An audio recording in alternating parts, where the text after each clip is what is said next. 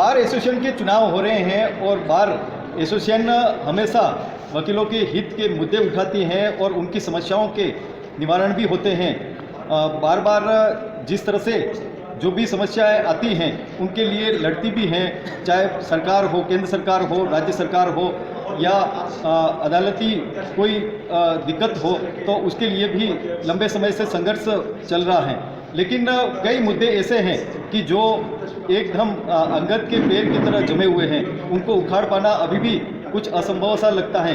हर बार यही होता है कि जो भी नया अध्यक्ष बनता है वो अपने मुद्दे या घोषणाएं तो करता है, लेकिन कितना सफल हो पाता है यह तो उनके कार्यकाल ही बताता है। लेकिन अब जो आने वाला कार्यकाल है वो किस तरह का होगा और जो अध्यक्ष पद के दावेदार हैं वो किस तरह के मुद्दे और घोषणाएं कर रहे हैं। हमारे साथ में बार एसोसिएशन पर अध्यक्ष पद पर खड़े होने वाले जो अध्यक्ष के उम्मीदवार हैं गिरिजा शंकर जी हैं और आप राकेश जी मोगरा हैं और विवेक जी व्यास हैं। जिस तरह से इलेक्शन हो रहे हैं, गिरिजा शंकर जी आप बताएं किस तरह के मुद्दे अब आने वाले समय में प्रमुखता से रहेंगे और क्या कहना है आपका? देखिए साहब, सबसे बड़ा मुद्दा और ज्वलंत समस्या हमारे यहाँ पे हाई कोर्ट बेंच के लिए है। हमारा ये वनवासी बाहुल्य क्षेत्र है, आदिवासी बहुत गरीब लोग यहाँ पे निवास करते हैं। हाई कोर्ट बेंच के लिए हम 40 वर्ष से संघर्षरत हैं, लेकिन एक इसमें मेरी नज़र में माइनस रही है कि हम इसे जनता का आंदोलन नहीं बना पाए। तो मेरा विशेष आग्रह रहेगा और हम सभी साथियों के साथ मिलकर के और हाईकोर्ट बेंच के इस आंदोलन को जनता का आंदोलन बनाएंगे और जनता का सहयोग लेकर के मैं चाहूँगा और हम सब चाहेंगे कि 2022 में हाईकोर्ट बेंच की स्थापना उदयपुर में हो। इसके अलावा भी बहुत सारी समस्या हैं। आप देख रहे हैं, आप आए हैं बाहर से, तो पार्किंग की समस्या भारी है। यहाँ पे जजेज लोग अपनी पार्किंग में कर रहे हैं। इसके अलावा हमारे वकीलों के सारे व्हीकल धूप में पड़े हुए हैं, बाहर पड़े हुए हैं। कई लोग उनको टक्कर मार के चले जाते हैं, बहुत सारी समय चोरी हो जाते हैं। अभी दिनेश जी गुप्ता हमारे वो वकील साहब, उनकी गाड़ी चोरी हो गई।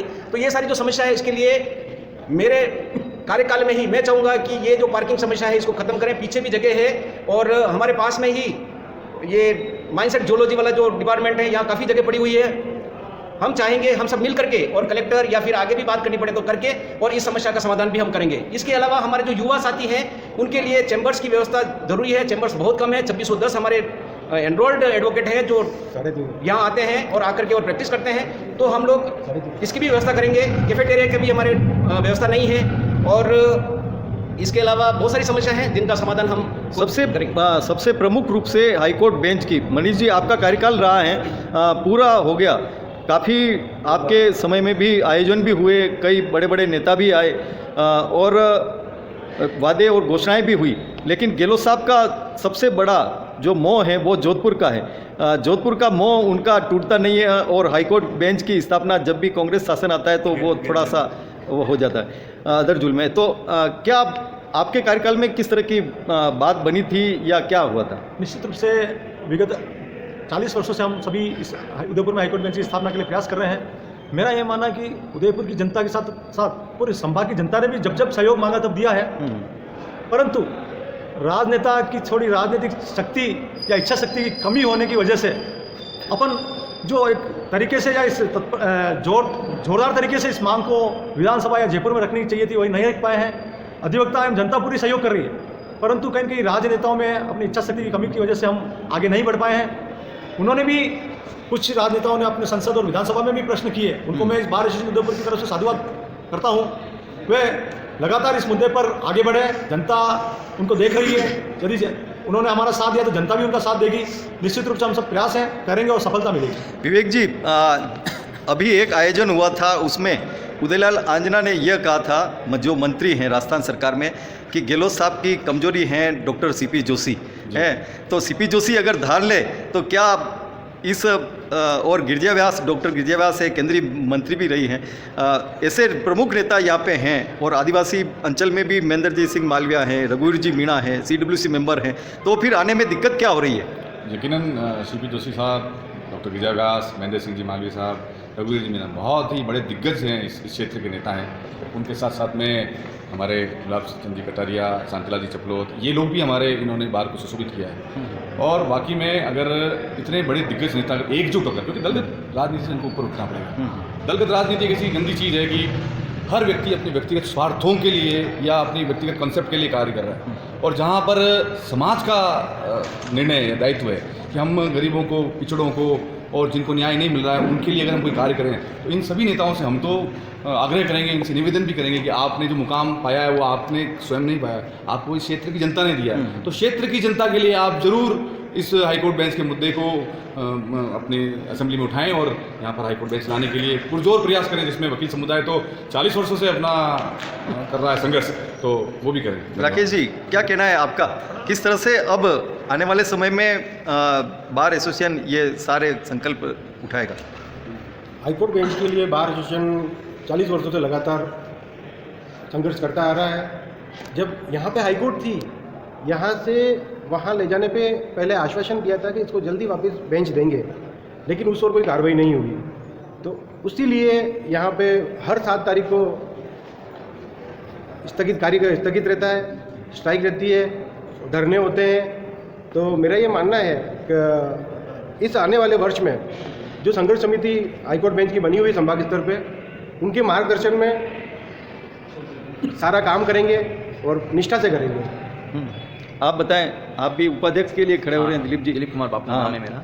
क्या कहना है? पहले यहाँ पे सुप्रीम कोर्ट भी थी क्या, और जब विलीन हुआ तब हमारे साथ साथ हाई कोर्ट बेंच पूरा बेंच ही ले गए, उसका एक टुकड़ा भी हमारे लिए नहीं छोड़ा। हम आज से 40 सालों से हम प्रयत्न कर रहे हैं कि भाई हमारा जो है हिस्सा वो कम से कम हमको तो दें। यहाँ आदिवासी हैं, बांगर जाति के लोग हैं, जनप्रतिनिधि हैं, सभी का साथ है हमारा। और आज हर गाँव में, हर बताऊँ छोटे से गाँव में भी आज कोर्ट की स्थापना की जाती है। तो यहाँ पे तो बहुत बड़ा जोन है क्या। इसलिए मेरा तो निवेदन यही है कि जनता को भी आगे लाएं। आपका जो क्वेश्चन पूछा था आपने कि भाई सीपी जोशी जो यहाँ पे एक बड़े कद्दावर नेता हैं, तो मैं इस बारे में कहना चाहूँगा कि यदि हम लोग पूरी इच्छा शक्ति के साथ लगें और उनसे जाकर के मिलेंगे, तो निश्चित तौर पे सीपी जोशी को साथ लेकर के और हाईकोर्ट बेंच की स्थापना कर पाएंगे, इसमें कोई दो राय नहीं। हाँ बिल्कुल, ये जो बहुत बड़ी बात है। मैंने भी कई बार, मैं लगभग 6 साल से हाईकोर्ट बेंच के लिए लगातार मैं भी अधिवक्ताओं के साथ खड़ा हुआ हूँ, और मैंने इनको कई बार सलाह दी मंच से, आम जनता को समझाया जाए कि हाई कोर्ट की बेंच उनके लिए ज़्यादा उपयोगी है। आम जनता जब वो दोनों एक साथ जुड़ेंगे तो निश्चित ही हाई कोर्ट बेंच उदयपुर में आके रहेगी, कोई रोक नहीं सकता। मेरा तो ये कहना है साहब, पहले तो इन तीनों प्रत्याशियों को मेरी शुभकामनाएं। दूसरा, मेरा इनसे निवेदन है कि जो जिसके नसीब में जीत अगर मिलती है, तो वो अपने जो आज वादे कर रहे हैं उन वादों को जो है वो प्राथमिकता दे और उन वादों पर खरा उतरे। और जो मूलभूत जो बड़ी समस्याएं जो है पार्किंग की हो, हाईकोर्ट बेंच की है, और ये जो लिटिगेशन शेड की है, जूनियर्स के हैं, तो उनमें से जो प्राथमिकता देते हुए जो है कम से कम एक काम इस 2022 में ज़रूर पूरा करें। दिक्कत आ रही है? वर्ष 2018 में मुझे इस बार एसोसिएशन का नेतृत्व करने का सुअवसर प्राप्त हुआ, और उस टाइम पे एक जो ठेला चालक से लेकर, ऑटो चालक से लेकर और एक सामान्य नागरिक से लेकर और समाज के सबसे संभ्रांत वर्ग ने तक हमारा को बहुत अभूतपूर्व सहयोग किया। 2.5-3 महीने का आंदोलन चला, और उस आंदोलन में लोग 400 से 500 की संख्या में प्रतिदिन, और हमने एक अनूठा प्रयोग किया कि विदाउट यहाँ पर वर्क सस्पेंड किए हुए और अधिवक्ताओं का समय खराब किए बिना हमने आम जनता के सहयोग से इस आंदोलन को चलाने का प्रयास किया। लेकिन राजनीतिक दलों की अपनी मजबूरियां और उनकी इस समस्या के प्रति उदासीनता के चलते और हम इस आंदोलन में सफल नहीं हो पाए। निश्चित रूप से आने वाले समय में मुझे लगता है कि अगर इसको प्लान्ड तरीके से हमारे जो जनप्रतिनिधि हैं उनके माध्यम से चलाया जाए, तो देश के जो प्रधानमंत्री हैं और वर्तमान में जो गृह मंत्री हैं, उनका इस मेवाड़ क्षेत्र से एक आत्मीय जुड़ाव रहा है शुरू से, और उनको इस समस्या के बारे में अगर रूबरू होकर कहीं अवगत करा पाए तो निश्चित रूप से इस समस्या का समाधान मिलेगा, ऐसा मेरा विश्वास है।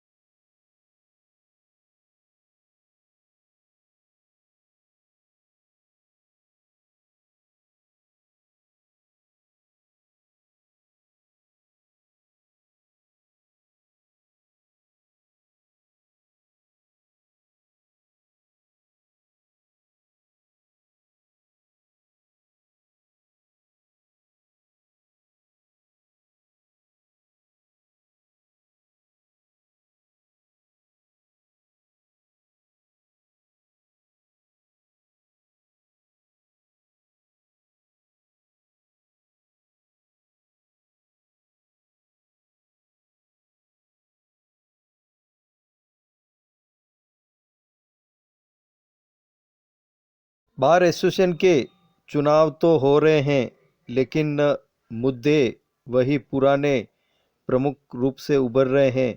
हाई कोर्ट बेंच की स्थापना उदयपुर बार एसोसिएशन का प्रमुख मुद्दा रहा है और उदयपुर बार एसोसिएशन के चुनाव होते हैं और घोषणाएं भी होती हैं। यहाँ पर अध्यक्ष और कार्यकारिणी बनने के बाद नेता भी आते हैं और नेताएं बड़े बड़े वादे और घोषणाएं भी कर जाते हैं, लेकिन उदयपुर और उदयपुर संभाग की मेवाड़ अंचल की, जहाँ पर विशेष करके सबसे ज़्यादा संख्या है आदिवासियों की, वहाँ हाईकोर्ट बेंच की लंबे समय से मांग है।